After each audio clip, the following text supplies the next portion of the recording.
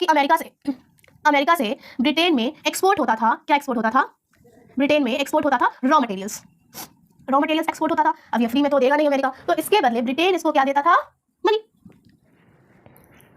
Hello friends, welcome to my YouTube channel Srishti's SST classes. हम लोग history के chapter पढ़ रहे थे the making of global world के बारे में। प्रीवियस कुछ वीडियोस में हम लोगों ने देखा था कि किस तरीके से बहुत सारे सर्कमस्टेंसेस और बहुत सारे सिचुएशन ऐसे आते हैं जिसके वजह से वर्ल्ड इंटरलिंक्ड होता है और ग्लोबल वर्ल्ड बनता है। आज के इस वीडियो में हम लोग देखने वाले हैं अबाउट इंडियन एंटरप्रेन्योर्स अब्रॉड, यानी कि बैंकिंग सिस्टम कैसा था, फाइनेंसिंग सिस्टम कैसा था।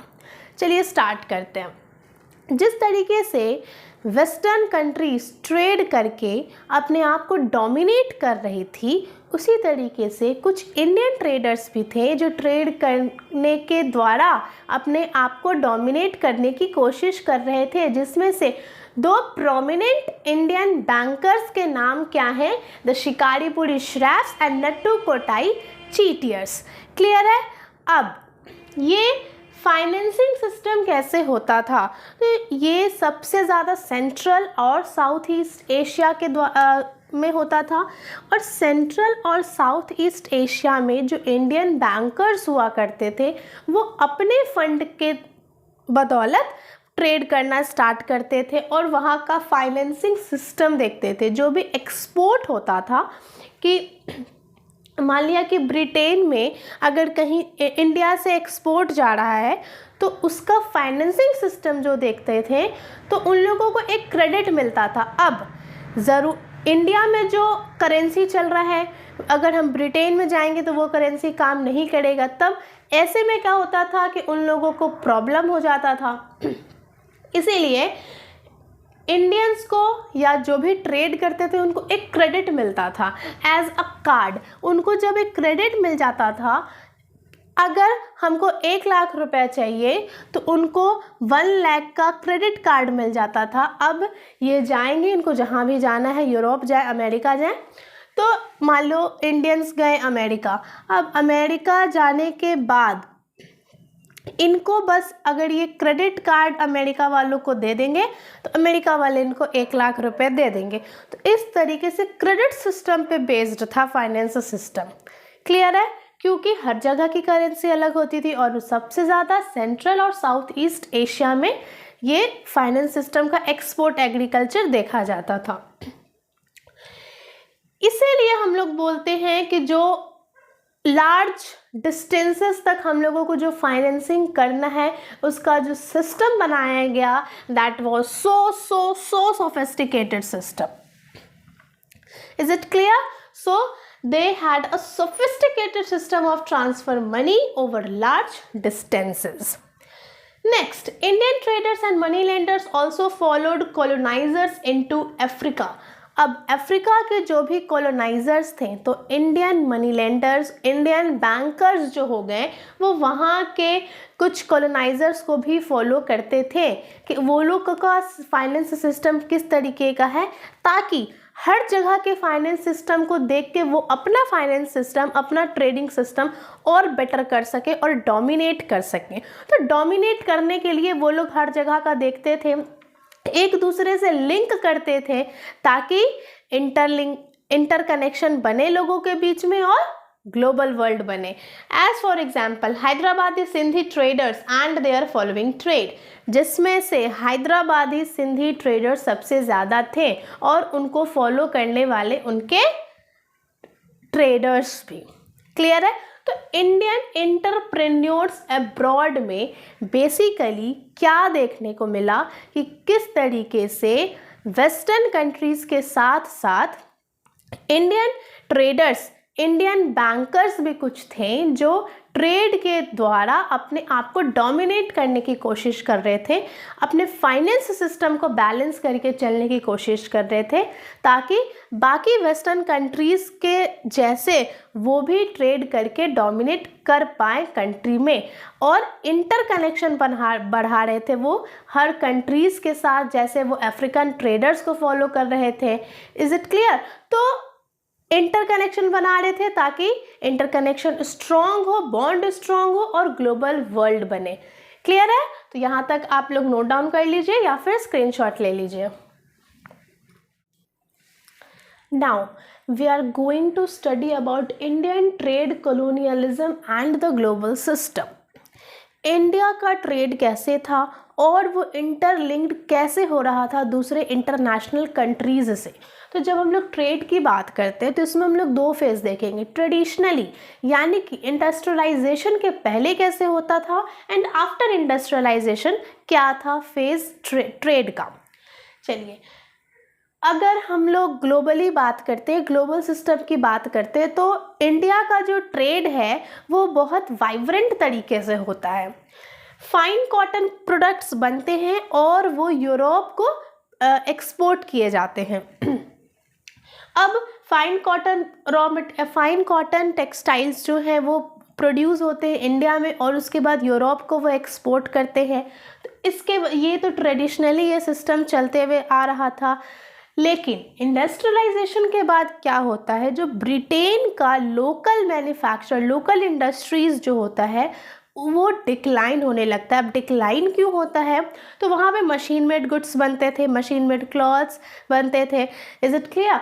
तो जब इंडिया से फाइन कॉटन क्लॉथ्स बन के जा रहे हैं ब्रिटेन में, तो हाँ हैंडमेड प्रोडक्ट थे तो उनकी क्वालिटी बेस्ट होती थी। इसके वजह से वहाँ पे हैंडमेड यानी कि इंडिया के जो एक्सपोर्ट ट्रेड वहाँ जा रहे हैं, प्रोडक्ट्स जो वहाँ जा रहे हैं उनका सेल ज़्यादा होता था, जिसके वजह से ब्रिटेन के लोकल इंडस्ट्रीज़ को लॉस फील हो रहा था। इसीलिए बोला गया कि ब्रिटेन में लोग प्रेशराइज किए गवर्नमेंट को कि आप इंडिया से जो फाइन कॉटन प्रोडक्ट्स आ रहा है एक्सपोर्ट होके उस पर आप टैरिफ बैरियर्स लगा दीजिए, ताकि आप यहाँ पे जो मशीन मेड गुड्स है यहाँ की लोकल इंडस्ट्रीज और डेवलप हो सके। इसीलिए टैरिफ बैरियर्स लगाया गया।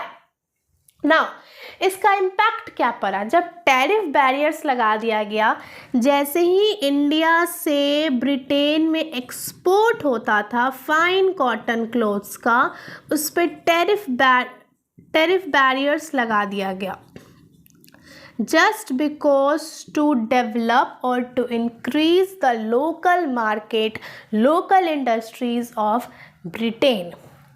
Next, impact क्या पड़ा, तो अब इंडिया का जो फाइन कॉटन प्रोडक्ट्स एक्सपोर्ट होके जा रहा था, उसका जो ट्रेडिंग सिस्टम है, उसका जो ट्रांसपोर्टेशन है वो कम हो गया, डिक्लाइन हो गया, और जो आउटफ्लो हो रहा था मशीन मेड गुड्स का ब्रिटेन में, उसका यानी कि लोकल इंडस्ट्रीज ग्रो अप कर गई। क्लियर है? नाउ ब्रिटेन मैन्युफैक्चरर्स यानी कि अब वो लोग मार्केट में और भी जगह ढूंढते थे कि कहाँ से हम लोगों को सामान मिल सकता है। हाँ, फाइन कॉटन क्लॉथ्स बंद हुआ था, यानी कि बना बनाया सामान आपको नहीं मिलेगा, लेकिन रॉ मटेरियल्स ब्रिटेन फिर भी लेता था, जिसके वजह से इंडिया का रॉ मटेरियल का एक्सपोर्ट बढ़ गया था। रॉ मटेरियल लेगा तभी तो वहाँ पे मशीन पे भी जाके कोई भी गुड्स या प्रोडक्शंस बढ़ाएगा वो। तो रॉ मटेरियल का ट्रांसपोर्टेशन अभी भी जारी था, रॉ मटेरियल अभी भी एक्सपोर्ट होता था टू ब्रिटेन फ्रॉम इंडिया। अब ब्रिटेन क्या करता था कि बहुत सारे और भी जगहों पर देखता था कि हमको कहाँ से रॉ मटेरियल मिल सकता है, अच्छा फाइन रॉ मटेरियल्स। तो जिस तरीके से अब वो लोग क्या करता था कि अमेरिका से ब्रिटेन में एक्सपोर्ट होता था, क्या एक्सपोर्ट होता था, ब्रिटेन में एक्सपोर्ट होता था रॉ मटेरियल्स एक्सपोर्ट होता था। अब ये फ्री में तो देगा नहीं अमेरिका, तो इसके बदले ब्रिटेन इसको क्या देता था, मनी। यानी कि फाइनेंस सिस्टम के द्वारा भी वो बहुत सारे और कंट्रीज से रॉ मटेरियल कलेक्ट करता था। और ये जो फाइनेंस सिस्टम है, ये अभी हम लोग आगे देखेंगे कि ये लोग अपने खुद के फंड से करते थे, ठीक है। अब ये लोग खुद के फंड से कैसे करते थे ये मैं अभी आपको बताऊंगी बाद में। उसके पहले क्या देखने को मिला कि जिसके वजह से इंडियंस को स्टिफ कंपटीशन को फेस करना पड़ा। स्टिफ कंपटीशन को फेस करना पड़ा इट मींस कि अब इनका फाइन कॉटन प्रोडक्ट्स तो बंद हो गया, उस पर टैरिफ बैरियर्स लग गया। रॉ मटेरियल्स भी कुछ ही आता था, बाकी मैक्सिमम ब्रिटेन क्या करता था, इधर उधर कभी अमेरिका कभी कोई और कंट्री, हर जगह से देखता था कि कहाँ से हमको मिल सकता है और हर जगह से रॉ मटेरियल कलेक्ट करता था और बदले में उनको पैसा देता था। तो जिसके वजह से जो कॉटन टेक्सटाइल्स का प्रोडक्शन है वो बहुत तेज़ी से डिक्लाइन होने लगा। 1800 में 30% ही हुआ, 1815 में 15% तक आ गया और 1870 आते आते बिलो 3% इसका शेयर जाने लगा मार्केट में। किसका शेयर? इंडियन कॉटन टेक्सटाइल्स का। We are talking about the Indian cotton textiles. So जैसे ही टैरिफ बैरियर्स लगा, जैसे ही आउटफ्लो स्टार्ट हुआ ब्रिटिश का मशीन मेड गुड्स का, इसके वजह से क्या हुआ, इंडियंस को स्टिफ कंपटीशन फेस करना पड़ा इंटरनेशनल कंट्रीज़ में, जिसके वजह से उसका कॉटन टेक्सटाइल्स का प्रोडक्शन बहुत तेज़ी से डिक्लाइन हुआ। As it was 30% in 1800, 15% in 1815 and below 3% in up to 1870s। Is it clear? तो और यहाँ पे हम लोगों ने क्या देखा कि जिस अमेरिका ब्रिटेन को रॉ मटेरियल देता था, ब्रिटेन अमेरिका को पैसा देता था, तो पैसा वो अपने फंड से देता था। उसके बारे में अभी मैं बात करूँगी, तब तक आप लोग यहाँ तक स्क्रीनशॉट ले लीजिए।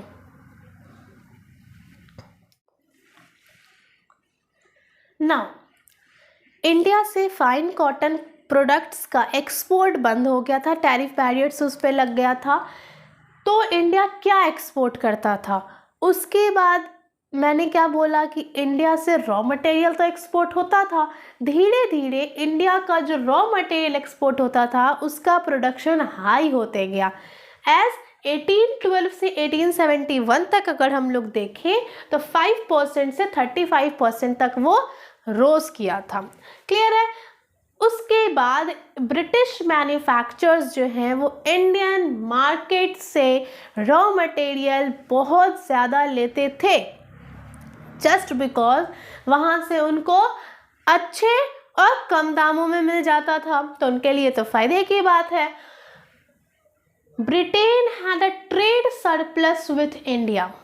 ट्रेड सरप्लस विथ इंडिया यानी कि ब्रिटेन क्या करता था, इंडिया के अलावा और भी बहुत सारे जगहों से रॉ मटेरियल लेता था। ठीक है, तो और भी जब बहुत जगहों से रॉ मटेरियल लेता था, रॉ मटेरियल के बदले उनको पैसा देता था, तो वो जो पैसा देता था वो क्या अपने पॉकेट से देता था? नहीं, तो वो इंडिया के ट्रेड सरप्लस वैल्यू से देता था। Indian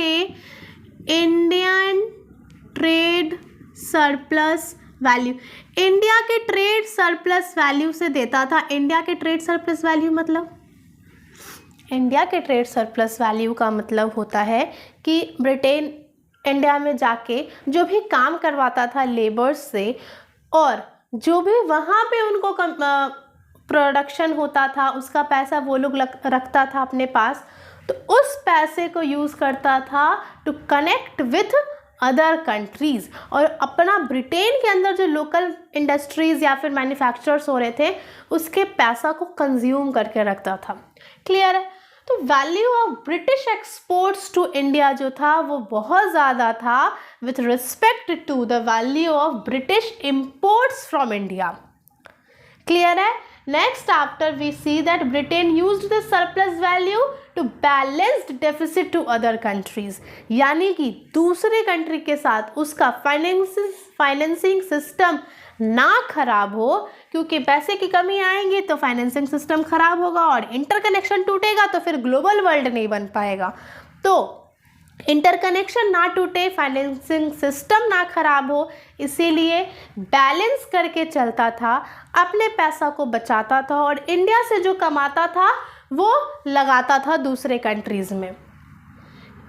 Britain was importing more than it was selling to, और ब्रिटेन क्या कर रहा था, जितना वो अपना सामान बेच नहीं रहा था उससे ज़्यादा वो हर जगह से, हर कंट्री से रॉ मटेरियल इम्पोर्ट कर रहा था अपने कंट्री में। And multilateral settlement system, what is multilateral settlement system, यानी कि अच्छे से सेटल कर देना।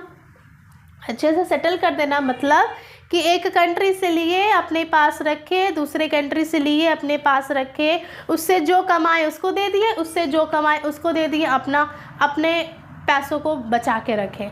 यानी कि इसका काम उसको, इसका दिया हुआ उसको दे दिया, उसका दिया हुआ इसको दे दिए, भाई मेरे पास तो कुछ नहीं बचा। तो मल्टीलैटरल सेटलमेंट सिस्टम क्या होता है? It allows one countries deficit with another to settled with third country. Clear है?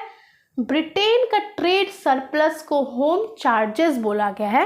होम चार्जेस मतलब कि उसका पैसा, ब्रिटेन का ट्रेड सरप्लस यानी कि ब्रिटेन में जो कमाई हो रहा है उसका, जो लोकल मैन्युफैक्चरर्स, लोकल इंडस्ट्रीज बन रहे हैं, उसका पैसा वहीं पे रह गया, उसी के पास रह गया, इसीलिए उसको होम चार्जेस बोला गया। और इंडिया से जो कमाया, अमेरिका से रॉ मटेरियल एक्सपोर्ट हुआ तो वो कमाई का पैसा अमेरिका को दे दिया।